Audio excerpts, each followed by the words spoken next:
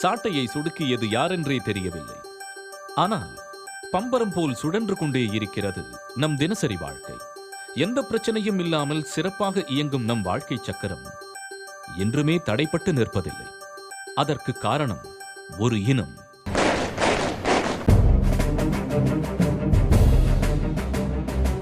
இரவும் பகலும் தூங்காமல் நம்மை பாதுகாத்து நிற்கிறது. ஜெய் ஜவான் ஜெய் கிசான் என்றார் முன்னாள் பிரதமர் லால் பகதூர் சாஸ்திரி அவர்கள். அதன் பொருள் சிப்பாய் வாழ்க உழவன் வாழ்க என்பதாகும். பொங்கல் பண்டிகை கொண்டாடப்படும் இதே நாடு இந்திய ராணுவ தினமும் கொண்டாடப்படுகிறது. உணவு செய்யும் உழவனையும் உயிர் காக்கும் இந்திய ராணுவ வீரனையும் நேர்கோட்டில் வைத்து நினைத்து பார்க்க நமக்கு கிடைத்த ஒரு அரிய வாய்ப்பு. வாருங்கள், தியாகம் நிறைந்த அவர்களின் வாழ்வை புரிந்து கொள்வோம். இது மண்ணையும் மக்களையும் காத்து நிற்கும் எங்கள் எல்லை சாமிகளுக்கு நாங்கள் செலுத்தும் முதல் மரியாதை.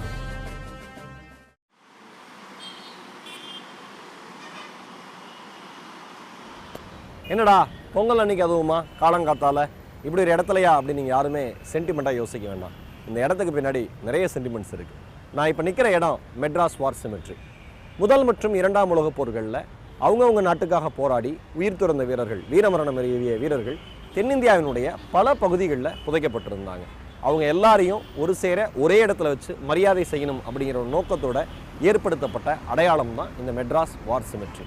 பெஷாவர், பாரிஸ், சமீபத்தில் பட்டான்கோட், இந்த மூன்றுமே தீவிரவாத தாக்குதலுக்கு ஆளான பகுதிகள். இதில் உடனடியாக களமிறங்கி நிலைமையை கட்டுக்குள்ளே கொண்டு வந்தது இராணுவ வீரர்கள் தான்.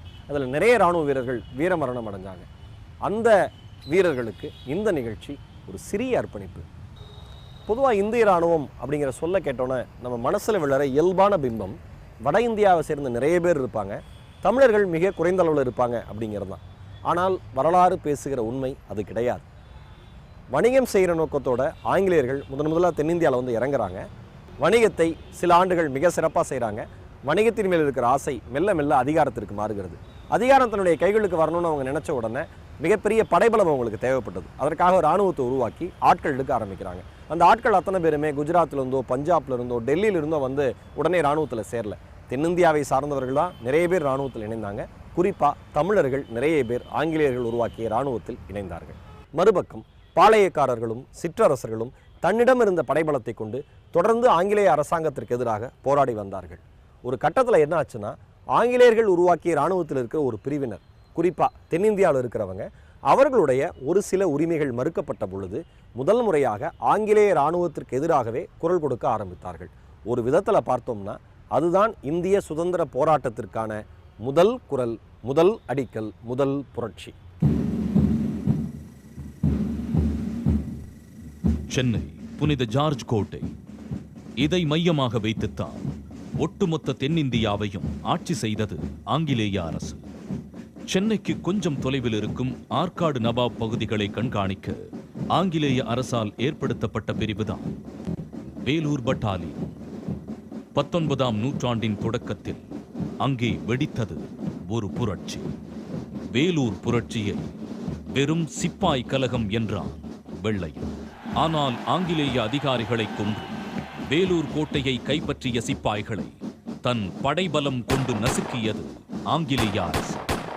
1806ஆம் ஆண்டு வேலூர் கோட்டையில் நடந்த அப்புரட்சி சிப்பாய்கள் தொடுத்த ஒரு யுத்த பிரகடனம். இன்றும் பரபரப்பாக இயங்கிக் கொண்டிருக்கும் வேலூர் மாநகரின் நடுவே அப்புரட்சியின் நினைவுகளை தாங்கியபடியே நிற்கிறது ஒரு நினைவு தூண்.